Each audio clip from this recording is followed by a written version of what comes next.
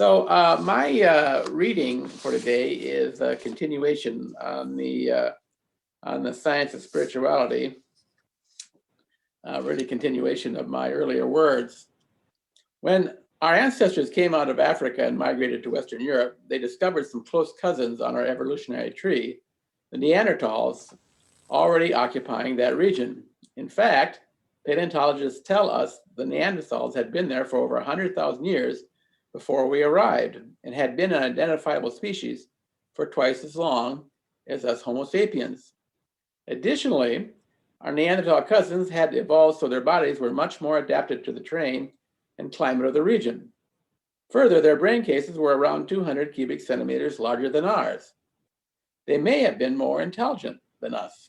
So why is it that the Neanderthals, with all their advantages, died out and our species prevailed and eventually learned to inhabit every corner of the planet? It turns out that we did have one small advantage. Paleontological evidence shows that we had much more complex symbolic lives than the Neanderthals did. In other words, we could tell better stories. It is our stories and the ability to tell them well that made us the most adaptable species on the planet. Our stories about ourselves, the earth, and the gods bind us together in communities, clans, societies, and civilizations. We don't just tell stories, we are story. The strategy and theory behind this beloved community, Buff, is that this is the place where it is safe to tell our stories. When we tell our stories to the beloved, our golden Buddhas begin to emerge from the clay. I'm especially fortunate to be pastor here. I get to tell a bit of my story almost every week. I'm telling you a part of my story right now. Jim Fuller and Sandy Feldman are going to tell us parts of their stories later in their sermon. Now, there is a downside to being the galaxy's greatest lovers of stories. We often fall for stories that are not true. Recently, some politicians, religious leaders, and other prominent people have capitalized on our love of story to manipulate us, divide us, and foster hatred among us. They have told false stories that have incited some of us to violence and to worldviews that are very far from reality. The golden Buddha inside you is the truth of your existence. It is your Tao, that which is really real. To live the spiritually mature life, the life of compassion and joy, your story needs to have your golden Buddha, the really real, as its main character. Your story needs to tell the truth.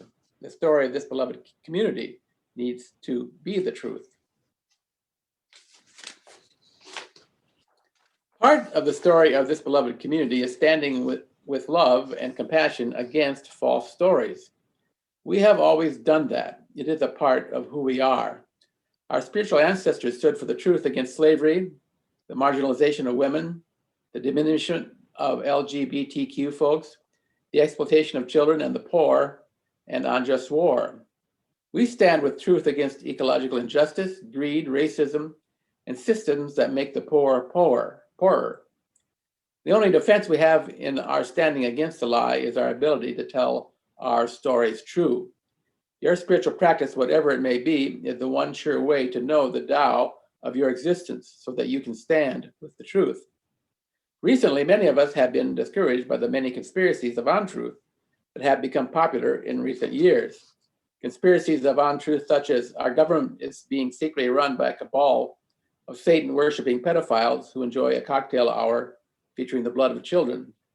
Forest fires are being ignited by a coterie of powerful Jewish bankers, and we are being microchipped when we get our COVID vaccines. These stories sound ridiculous to us, yet they are widely believed. How can this be? First, we have to assume that these stories are serving some purpose. It is my opinion that many of us feel powerless to affect change in society. The American dream is not working for millions of people. We are afraid. Consequently, these false narratives provide justifications for our feelings of powerlessness and invite us to anger and sometimes violence, which at least temporarily staunches our fears. Lies, as you well know, feed on fear. Now back to the golden Buddha. We become susceptible to the conspiracies of untruth when we are far from the truth of our own existence, when our golden Buddhas are most hidden from us. The only proven way to stand against the lie is to connect with our inner golden Buddhas which enables us to live our highest truth, the foremost of which is reliance on the transforming power of love. When we do the work of conscious spiritual practice, we learn that love is the deep truth of our existence. Love is the only thing that can set things straight. So I have a modest proposal. I propose we form a conspiracy of our own, conspiracy of truth and loving kindness. Let's become co-conspirators. In our religion, there is no us versus them. Seen through the lens of our first principle, the inherent worth and dignity of all people, we have come to understand that there is only us people and that we are all in this together. Many of you have friends or family members who have been seduced by the lie and have become proponents of it. Our conspiracy of truth requires that we meet the lies with love, kindness, and understanding. No amount of logic, reason, or statistical analysis can dislodge the lie from the human heart. Only love can do that.